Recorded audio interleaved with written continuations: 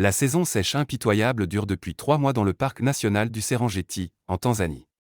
Les animaux ont quitté les plaines, ne laissant derrière eux que quelques individus résistants.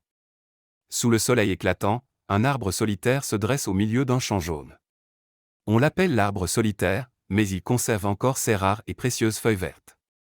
Un troupeau d'éléphants assoiffés se rassemble autour de l'arbre, utilisant leurs trompes pour tirer les jeunes feuilles au sol. Ils essaient de profiter de chaque dernière feuille verte, transpirants et épuisés. Les éléphantaux maladroits jouent avec leurs trompes, reniflant l'odeur du sol et des jeunes feuilles fraîches. La mère éléphant pousse patiemment son petit en arrière, protégeant la source de nourriture et cet endroit sûr. Soudain, au loin, la silhouette d'un vieux lion mâle maigre apparaît.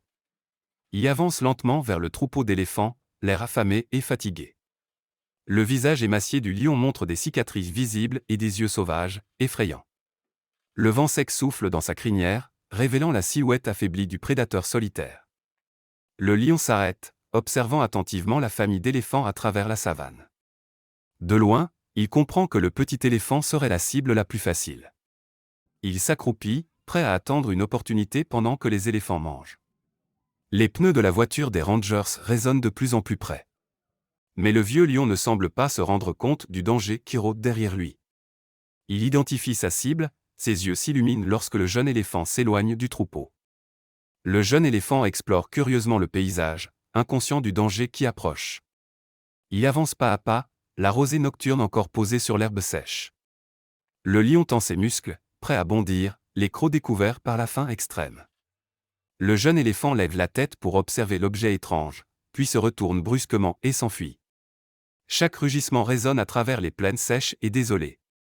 Le lion mâle bondit pour bloquer la fuite de l'éléphanteau apeuré.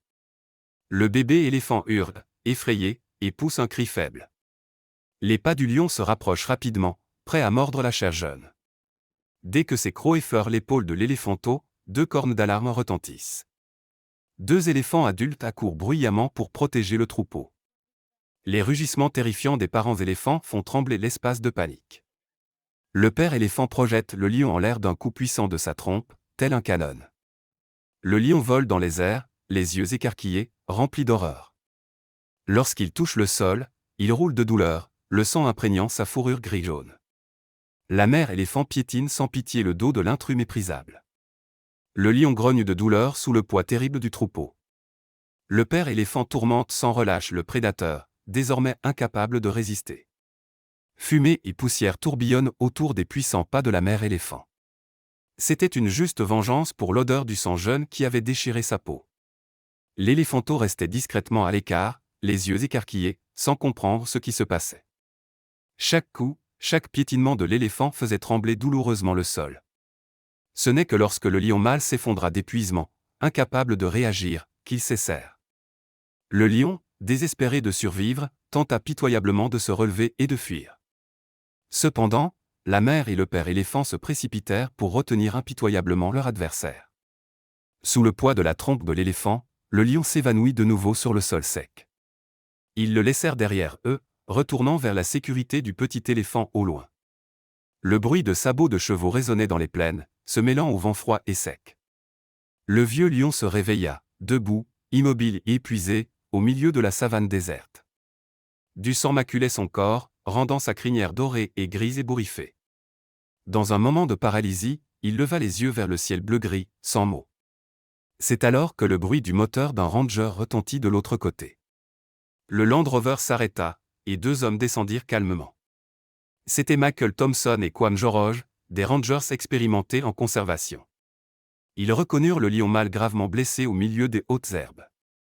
La réserve du parc national du Serengeti, en Tanzanie, avait toujours pris soin de lui. Les 2 hommes s'approchèrent doucement, avançant lentement pour ne pas l'effrayer. Le lion inclina la tête, sa mâchoire révélant ses crocs féroces. Ses yeux étaient fatigués mais il n'osa pas provoquer d'attaque chaotique. Sur son épaule droite, il y avait une blessure qui saignait, teintant sa fourrure de rouge vif. Michael prit la trousse de secours dans le coffre de la voiture et se prépara à le panser. Kwame tenait doucement la tête du lion, nettoya la plaie avant de la bander. Il travaillait avec habileté, mettant le lion en confiance. Ensuite, ils lui injectèrent des antidouleurs et l'aidèrent à récupérer. L'herbe sèche alentour restait silencieuse, comme témoin de ce moment crucial. Après 15 minutes, le médicament fit peu à peu effet, et sa vitalité revint progressivement. Le lion se redressa d'un bond, vacillant, mais ses yeux brillaient d'espoir. Il rugit doucement, exprimant sa gratitude pour l'amour des Rangers. Michael hocha la tête, rangea ses outils et se prépara à remonter dans la voiture pour repartir. Quam vérifia encore quelques fois la blessure avant de quitter les lieux. Ils prirent rendez-vous pour revenir une semaine plus tard et surveiller de près la santé de l'animal. Une semaine plus tard, l'équipe des Rangers, comprenant Michael et Quam, repartit en mission. Lorsque la voiture approcha de l'endroit où se trouvait le lion, elle s'arrêta brusquement. Devant eux se tenait un lion familier, immobile, les accueillant. Sous le soleil de midi, la cicatrice sur son dos portait encore les marques de la douleur. Michael sourit avec bonheur, réalisant que c'était bien le lion qu'ils avaient sauvé. Quam murmura l'histoire de la semaine passée à ses collègues dans le bus. Le groupe écoutait attentivement, admirant la vitalité extraordinaire du félin.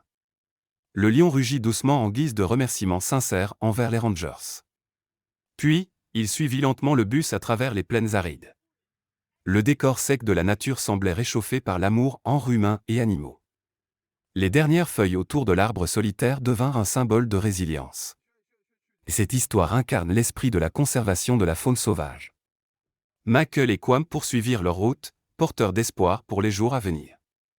Le bus résonnait de rires joyeux, et l'histoire de la veille fut racontée à nouveau. Le lion continuait à regarder le bus, comme un compagnon fidèle. Le coucher du soleil teintait l'horizon de rouge, annonçant une journée réussie. Les derniers rayons du jour illuminaient les nuages dorés, presque magiques. La voiture des Rangers avançait lentement au cœur de l'immense forêt. Ressuscité aux portes de la mort, le vieux lion était désormais confiant et fier. L'amour des humains et leur sagesse en matière de conservation lui avaient offert une seconde chance. L'histoire du courage et de l'amour pour les animaux reste à jamais gravée. Sur les plaines arides du Serengeti, l'esprit de la protection animale brille pour toujours. Chaque petit geste compte, et ensemble, nous avons le pouvoir de faire une différence durable. Protéger la faune ne consiste pas seulement à sauver des animaux individuellement, c'est préserver l'équilibre fragile de notre planète, honorer la beauté saisissante de la nature et reconnaître le lien sacré qui unit tous les êtres vivants. L'histoire de ce lion n'est qu'un exemple parmi tant d'autres, un symbole de ce qui est possible lorsque la compassion rencontre le courage. Face à l'indifférence, un seul acte de bonté peut ramener la vie du bord du gouffre et inspirer une vague d'espoir à travers les générations. C'est pourquoi nous devons continuer d'agir, de sensibiliser, et d'aimer, avec force et sans tenue. Chaque être sauvé, chaque habitat restauré, chaque jeune cœur inspiré nous rapproche d'un monde où la nature n'est plus menacée, mais florissante. Le chemin sera long, et les défis nombreux, mais notre amour pour le vivant nous donne la force d'avancer. Ensemble, créons un avenir où les lions errent librement sous des cieux ouverts, où les forêts résonnent du chant des oiseaux, et où nos enfants héritent d'une planète pleine de vie, et non de perte. Que cette histoire nous le rappelle, nous ne sommes pas que des témoins, nous sommes des gardiens. Chers amis, merci d'avoir pris le temps de regarder la vidéo jusqu'à la fin. N'oubliez pas de liker et de vous abonner à la chaîne pour nous soutenir. Au revoir et à très bientôt pour les prochains épisodes.